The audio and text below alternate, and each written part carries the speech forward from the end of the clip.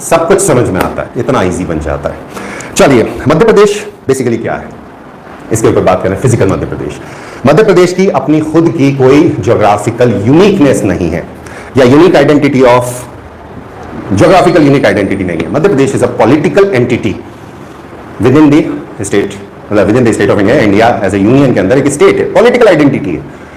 तो यहां पे हमारे जो फिजिकल फीचर्स बोले जाते हैं कि 7 अलग अलग फिजिकल डिविजन्स कहे जा सकते हैं मध्य प्रदेश के अंदर। तो बुंदेलखंड एक हो जाता है, रीवा पन्ना प्लाटो एक हो जाता है, बघेलखंड एक हो जाता है, नर्मदा एक हो जाता है, सतपुराज एक हो जाते हैं, बचा हुआ मालवा का हिस्सा और अंदर थोड़ा सा हिस्सा CIHS, सेंट्रल इंडिया हाईलैंड्स का। ये एक छोटा सा कंसेप्ट है ज्योग्राफी के अंदर। ये तो फिजिकल डिविजन्स हो गए। बनाया कैसे, सवाल यहां आता है, बनाया कहां से?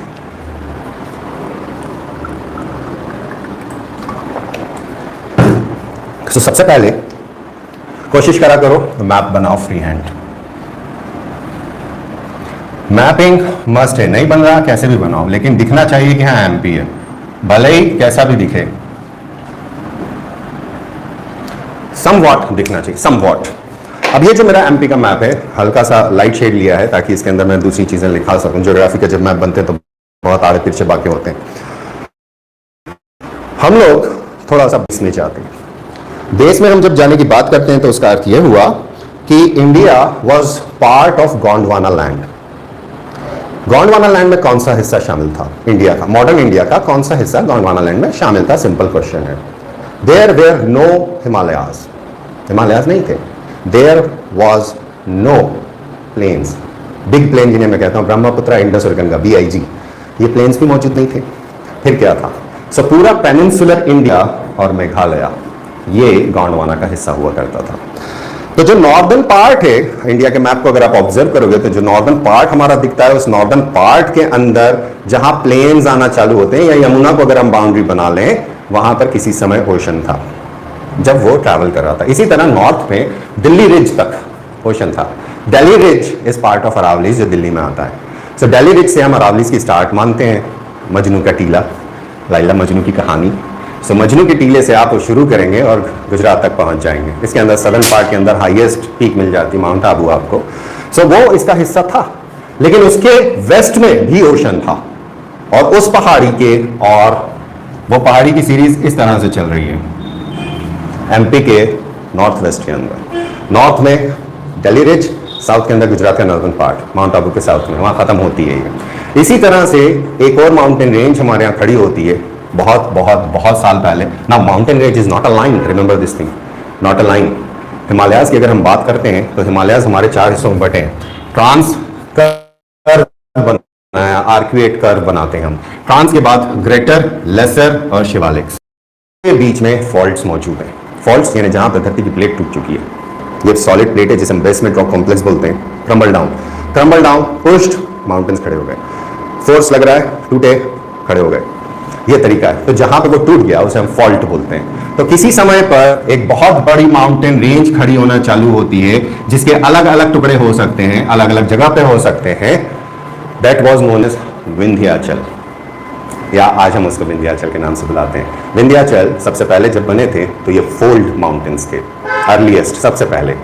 तब प्री कैम्ब्रियन, जो अभी मैंने यहाँ पे बेसिक लिखा था छोटा सा, प्री कैम्ब्रियन वाला टाइम पीरियड जिसमें अजोइक टाइम पीरियड था, आर्कियन, धारवाड़, करप्पा और विंध्यन वाला टाइम पीरियड, बहुत लंबा टाइम पीरियड, बहुत ज्यादा लंबा टाइम पीरियड है। 4.6 बिलियन ईयर्स हम मानते हैं। सो रफली 600 मिलियन ईयर्स तक हम मान लेते हैं, 570 मिलियन ईयर्स तक वहां से हमारा जोइक पीरियड चालू हुआ।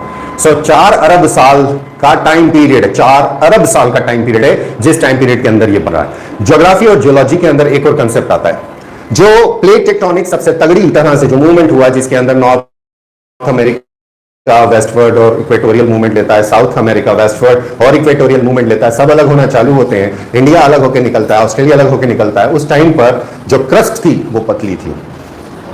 इट्स अ प्रूवन फैक्ट, ये जनरली बुक्स के अंदर नहीं मिलता। जब आप डीप में पढ़ने की कोशिश करते हो तब वो जाके पता चलता है कि इट इज थिनर, बहुत पतली हुआ करती थी उस टाइम, उसका मूवमेंट बहुत फास्ट होता था।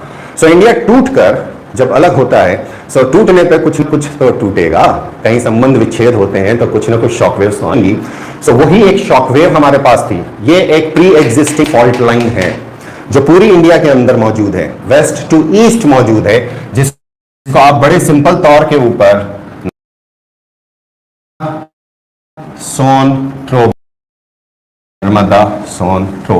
बेसिकली इस पूरी चीज को जो कंप्लीट ईस्ट वेस्ट है, टेक्निकली जो बोला जाता है इंटर कॉन्टिनेंटल टेक्टोनिक जोन, ये धरती की सतह के अंदर है। और यहीं पर एक और एटमॉस्फेयर जब हम पढ़ते हैं या क्लाइमेटोलॉजी पढ़ते हैं तो एक और चीज आती है हमारे पास, inter tropical convergence zone. Inter tropical convergence zone, ICTZ, ITCZ। So atmosphere में हिमालयाज के टाइम पर जब मानसून आप पढ़ोगे तो ये चीज़ समझ में आएगी कि क्या होता है, कन्वर्जेंस कहाँ हो रहा है। ये धरती की सतह के पीछे फॉल्ट है। वो फॉल्ट क्यों है? क्योंकि किसी समय में यहाँ पर कंप्रेसिव फोर्सेस लग रहे थे, और जब कंप्रेसिव फोर्सेस लग रहे थे तो विंध्याचल माउंटेन खड़ा हो गया और ये सबडक्शन हो गया। ये जो चीज़ है ये फॉल्ट है, दिस इज अ गैप, नीचे टूटा हुआ है। सो फॉल्ट लाइन मौजूद है। इसी वजह से एक एग्जांपल के तौर पे बता रहा हूँ, भोपाल की मेट्रो और इंदौर की मेट्रो के अंदर खर्चा अलग है। इंदौर की मेट्रो ज्यादा महंगे तौर पे बन रही है क्योंकि उसका अर्थक्वेक जोन अलग है, because Indore is much more nearer to the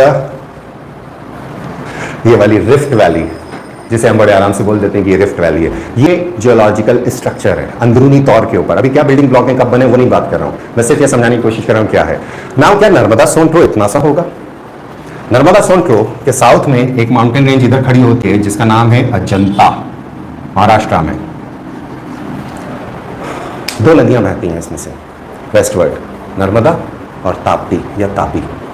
ये दोनों नदियां वेस्टवर्ड बह रही हैं, रिफ्ट वैली में से बह रही हैं और सदर्न मोस्ट पार्ट पर जाके ये बहुत पास हो जाती हैं। सो ये एक कंसेप्ट है। सोन बाद में यहां से निकलकर इसको फॉलो करती है। ये रिवर मतलब किसी और की रिवर के अंदर वो जाके बहती है, पुरानी रिवर कोई दूसरी रही होगी। ये एक छोटा सा कंसेप्ट है। अब क्या हुआ, इंडिया सब कॉन्टिनेंट पानी में तैर रहा है जहाज की तरह और वह आके टकराया यूरेशियन प्लेट से। Now every action has equal and opposite reaction. बहुत सिंपल तरीका है। हम उससे बोलते थे हिमालयाज खड़े हुए, सिर्फ हिमालयाज ही नहीं खड़े हुए, पूरा सब कॉन्टिनेंट के ऊपर उसका असर पड़ा है और पूरा सब कॉन्टिनेंट उस शॉक को फील करता है। सो फोर्स किधर लग रहा है? फोर्स नॉर्थवर्ड लग रहा है, नॉन स्टॉप लग रहा है, कंटिन्यूअस लग रहा है, इस समय भी लग रहा है। तो वो हम सीधे बोल देंगे कि हिमालय खड़ा हो रहा है, तो बीच वाले हिस्से में क्या हो रहा है? नीलगिरीज भी उठ रहे हैं इसी वजह से।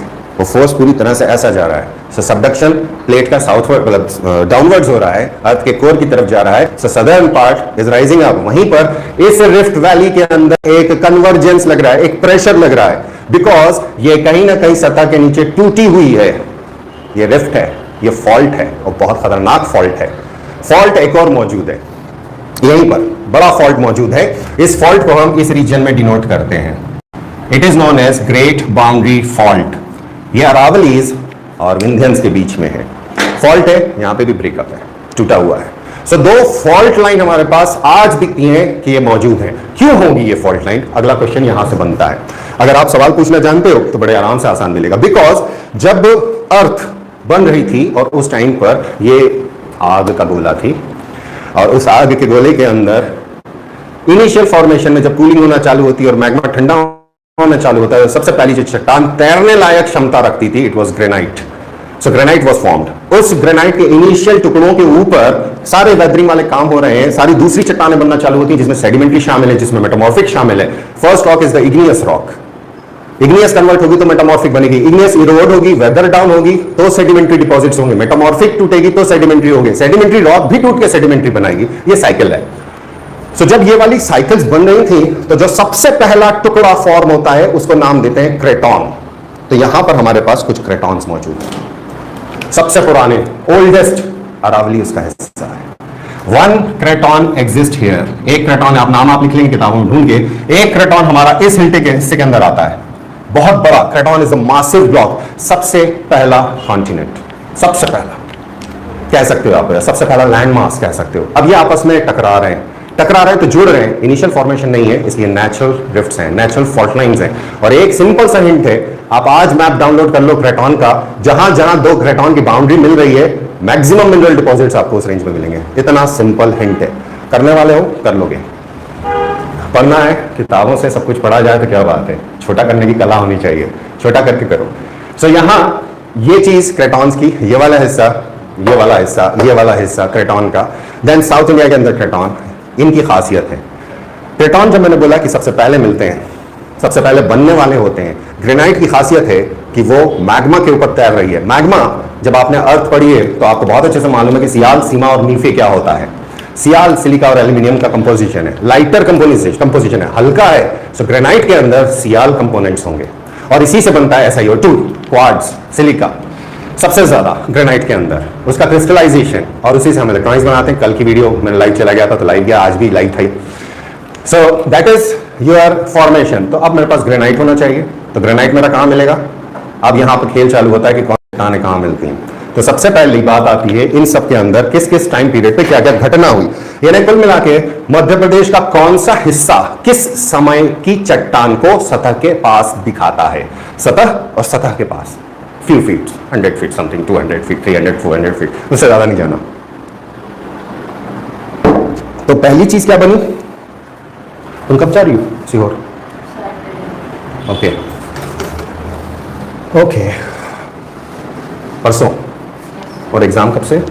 Monday 9 to 19। अच्छा ओके। हाँ ओके, चल ठीक है, ऑल द बेस्ट। अभी हो रहे हैं एग्जाम, ये ठीक है तेरे। ओके, नेक्स्ट थिंग हमारी आती है कि किस समय पर क्या काम हो रहा है। अभी मैंने आपसे बात करी कि क्रटॉन है, बहुत बड़ा क्रटॉन अगर हम फॉर्म करते हैं। सो नॉर्थ में बुंदेलखंड नीस एक ऐसा हिस्सा मिलता है जो आर्कियन पीरियड का है। सबसे पहली चीज मैप लीजिए, आर्कियन प्लॉट करिए। एक साथ मैप देखोगे कुछ याद नहीं होगा। Follow the process. प्रोसेस ये है कि एक एक जियोलॉजिकल टाइमलाइन के ऊपर प्लॉटिंग करो, उसकी कैरेक्टरिस्टिक्स लिखो, उसमें मिलने वाले मिनरल्स को लिखो, उनमें माई जाने वाली माइंस डाल दो, कौन सी ऑर्गेनाइजेशन वहां माइनिंग कर रही है वो लिख लो, काम हो गया। और ज्यादा तुम्हें लग रहा है तो बहुत आसानी से तुम काम कर सकते हो कि यहां से एक्सपोर्ट क्या होता है, इंपोर्ट क्या होता है, मिनरल प्रोसेसिंग इंडस्ट्रीज क्या है, तो इकोनॉमी यहां जुड़ जाएगी। But it is a process, it is not based on, it is based on the methodology. किताब के हिसाब से अगर पढ़ेंगे तो जरूरी नहीं है कि हम कर पाएंगे। सो बुंदेलखंड को बड़े आराम से हम बनाते हैं, ये वाला हिस्सा, ये आर्कियन टाइम पीरियड की चट्टानों के बारे में बात करता है। इसी के बाद में थोड़ा सा नर्मदा और सोन ट्रो का एक हिस्सा आता है, छोटा सा पार्ट आता है इस हिस्से के अंदर, ये आर्कियन है, छोटा सा हिस्सा है, सबसे पहला बना हुआ है, फर्स्ट टू, पहले जो 2 करोड़ साल, 2 अरब साल, 2 बिलियन ईयर्स। इसके बाद में यही वाला हिस्सा जो एमपी का है, बेसिकली छत्तीसगढ़ के अंदर साथ में मिला हुआ है, जो यहां पर बाउंड्री आपने जरूर खींच दी, बट जियोलॉजिकली तो वो एक्सपांड करेगा ना। तो इसी तरह से एक पार्ट हमको यहां पर कुछ इस तरह से मिलता है जिसे हम मैकाल का मेन पार्ट बोलते हैं, और इसीलिए इसको बोलते हैं कि विंध्याचल और सतपुरा इसका मिला जुला रूप है। इसको मैं भी समझा दूंगा। जब कंप्रेशन की बात कर रहा था, मैं कंप्रेसिव फोर्सेस की बात कर रहा था, तो ब्लॉक माउंटेन्स फॉर्म होते हैं, तो जो हिस्सा ऊपर उठकर आता है, मैं नेटवर्क तकलीफ देने लग गया, कोई बात नहीं, अगर ये आज कंप्लीट नहीं हो तो इसको मैं कल लूंगा, कंटिन्यू करूंगा। अगर आज तकलीफ देगा तो मैं इसको ऑफ करूंगा, पहले आर्कियन बना लूं ताकि आज आपको मैप कर लें। क्यों बनाना है मैं बाद की क्लासेस में बताऊंगा आपको, इतना आसान कैसे होगा बाद की क्लासेस में डिस्कस करूंगा। यहीं पर ये वाला हिस्से को अगर हम ऑब्जर्व करते हैं तो हमारे पास यहाँ आर्कियन चट्टानें मिलना चालू होती है, बालाघाट, सिवनी, छिंदवाड़ा, इस बेल्ट के अंदर। नाउ छिंदवाड़ा के अंदर एक और सीरीज कुछ इस तरह से चलती है, एग्जैक्ट टू द पॉइंट नहीं बना रहा हूं, आपके पास सब ये मैप्स अवेलेबल हैं, आप आराम से ढूंढ लोगे, आराम से मिल जाएगा। वहीं पर सतपुरा का एक हिस्सा जो धरती के नीचे कभी दबा हुआ था, पानी के भीतर था, ट्रो के अंदर था, वो जब ऊपर उठ के आता है तो पुरानी आर्कियन चट्टानें बाहर आ जाती हैं। सो आर्कियन चट्टानें जो महादेव हिल्स वाला पार्ट है इसके अंदर मिलती है, और साथ ही साथ में बैतूल वाले पार्ट के अंदर हमें आर्कियन मिलती है। टुकड़ों टुकड़ों में है, बीच में वैलीज आ जाती हैं, बीच में नए डिपोजिशंस आ जाते हैं, इस वजह से वो दबा हुआ। आर्कियन हर जगह मौजूद है, कुछ जगह ये सतह के ऊपर है। 4 अरब साल, 4.6 बिलियन ईयर्स तक, 4.5 अरब साल पुराना, सबसे ज्यादा मिनरल मिलने वाला स्थान, और ये और इसके बाद वाला सबसे ज्यादा। ये पकड़ लिया तो आधी माइंस हो जाएंगी, बेस पकड़ लिया सब समझ जाओगे। इसी तरह से खंडवा वाला हिस्सा है जो ये वाला हिस्सा रखता है, इस हिस्से के अंदर भी आर्कियन चट्टानें मिलती हैं, सबसे पहली वाली चट्टान। दूसरी जो फाइनली हमारे पास चट्टान आती है वो है अलीराजपुर और झाबुआ वाले के अंदर समवॉट यहां पर। यहां की टोपोग्राफी अलग थी जो पुरानी चट्टानें मिलती हैं। सो चूंकि ये नेटवर्क मुझे तकलीफ दे रहा है, आप इसको करके रखिएगा। मैं आर्कियन का हो सकता है ये मैप कल फिर बनाऊं, मैं इसकी कैरेक्टरिस्टिक्स आज खत्म करने की कोशिश करता हूं। फाइल देना मेरी, वो पेज खोल के देखिए। क्या होता है कि जब हम आर्कियन की बात करते हैं तो आर्कियन में हमारे पास क्या क्या है, इस टाइम पीरियड पे क्या क्या मिल रहा है। सो आर्कियन के अंदर यहां पर इंटेंस मेटामॉर्फिज्म हुआ था। इंटेंस मेटामॉर्फिज्म का मतलब क्या होता है? ऑलरेडी एक चट्टान है, वो चट्टान है क्यों ये बताओ। ये सोचो कि एक चट्टान है, वो चट्टान वहां है क्यों? क्योंकि सबसे पहली जो चट्टान फॉर्म हुई होगी वो हुई है इग्नियस। अब इग्नियस के बाद में इस इग्नियस रॉक को ट्रांसफॉर्म किया गया। सो यहां मेटामॉर्फिक एक्टिविटी पता चलती है और इससे दूसरी चट्टानें बनती हैं। तो जनरली यहां पे इग्नियस, जो मैंने आपको सबसे पहली बार बोला कि यहां ग्रेनाइट फॉर्मेशन होता है सबसे पहले। जब मेटामॉर्फिज्म होगा तो जो चट्टान आपको मिलेगी वो होगी SCHISTS, शिस्ट्स। रॉन्ग, भूल गई। यहां पे मिलती हैं नीस, GNEISSES।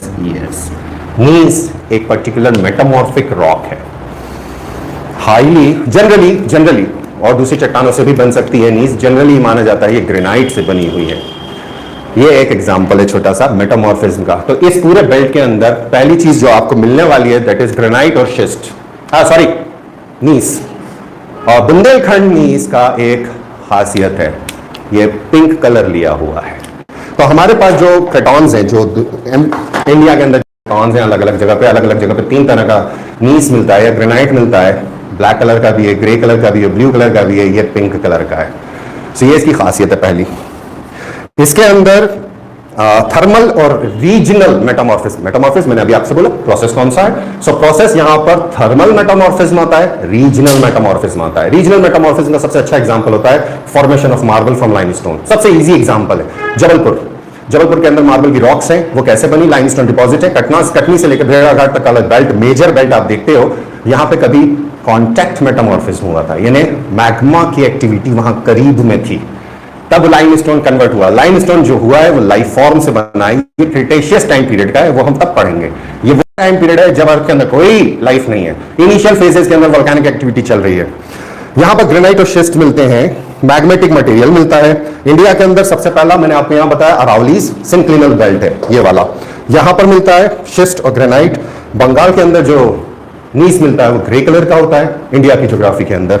उसी तरह से जो नीलगिरी नीस है वो हाईली फोलिएटेड है और नीले रंग का है। लेकिन जब हम यहाँ मध्य प्रदेश नीस की बात करते हैं तो बुंदेलखंड नीस कोर्स ग्रेन्ड होता है, यानी जो उसमें क्वार्ट्ज के क्रिस्टल हैं वो बड़े क्रिस्टल्स हैं। ग्रेनाइट के अंदर बहुत बारीक क्रिस्टल मिलेगा, लेकिन जैसे हम नीस के ऊपर जाते हैं वो क्रिस्टल वापस से अलाइन होते हैं, वापस से बड़े बनते हैं, बड़े हो जाते हैं। इसके अंदर क्रिस क्रॉस ग्रेन मिलता है, पैटर्न। साथ ही साथ में क्वार्ट्ज की वीन्स मिलती है, क्वार्ट्ज एक साथ पिघल के मिलना मेटामॉर्फिज्म हुआ तो क्वार्ट्ज की लाइंस तक मिलती हैं इसके अंदर। और पिंक कलर का होता है, फोलिएशन कम होता है, लार्ज स्केल वोल्केनिक एक्टिविटी को रिप्रेजेंट करता है ये रीजन। कब की बात कर रहे हैं? पहले 2 अरब साल की। आर्कियन टाइम पीरियड बहुत लंबा टाइम पीरियड है आर्कियन। बेसिकली 4.6 बिलियन ईयर जब हम पृथ्वी की स्टार्ट मानते हैं साइंस के हिसाब से, वहां से चालू होता है 2.5 बिलियन ईयर्स तक। 2 अरब साल में ये बना है। बिलियन इंग्लिश के अंदर उसको कनेक्ट करना मुश्किल हो जाता है, इसलिए अरब बोलना आसान रहता है, अरब लिखा जाता है। भाई इतने सारे जीरो लगाने, इतने साल पहले की चट्टानें हैं ये। सो जनरली यहाँ पे हमें बिल्डिंग मटेरियल मिलता है, अच्छा बिल्डिंग मटेरियल मिलता है। और इसके अंदर अलग अलग जगह पर अलग अलग टाइम पीरियड पे जो काम हुआ है, यहाँ मार्क लगा देना कि कल से कंटिन्यू करूंगा मैं। अब इसके अंदर जो प्रॉब्लम आती है, बेसिकली मैग्नेटिज्म 2 तरह का होता है ना, एक एक्सक्लूसिव होता है, एक इंट्रूसिव होता है। सो यहाँ एग्जैक्ट एक्सक्लूसिव वोल्केनिज्म का एविडेंस नहीं दिख रहा, लेकिन यहाँ इंट्रूसिव वोल्केनिज्म का एक मामला मिलता है। तो जगह जगह पर सिल और डाइट्स ये मिलती हैं। जब धरती की सतह से मैग्मा ऊपर आता है और ऐसी कंडीशन में सतह के ऊपर फॉर्मेशन करता है, ये सिल कहलाता है। और ऐसी जो लाइनें चलती हैं जिसमें मैग्मा चलता है उसे डाइट कहते हैं। सो इंट्रूसिव है, अंदर है, लेकिन अंदर ही अंदर मैग्नेटिज्म करता है, धरती के क्रैक्स के अंदर वो फैलना चालू होता है। ये इस रीजन की खासियत है, जगह जगह पर मिलता है। सो ये जियोलॉजिकल स्ट्रक्चर है आर्कियन फिलॉसफी के अंदर। नेक्स्ट क्वेश्चन देख लूं क्योंकि ये तकलीफ फ्लिकर हो रहा है, बाकी कल देखेंगे। Okay Ketan ji hello. नहीं मेरे पास प्रॉब्लम है, Cretaceous period land form. Mohit मेरा भाई गुड इवनिंग, कैसा है? चलिए take care and stay safe. और कोई क्वेश्चन हो यहाँ पे तो पूछ लो। ये इसमें लगा हुआ है, एक यहाँ पे भी रखो टिकले। हाँ ठीक है चलेगा। Any question? So far, so good. So far, so good. Any questions? Take care. Bye bye.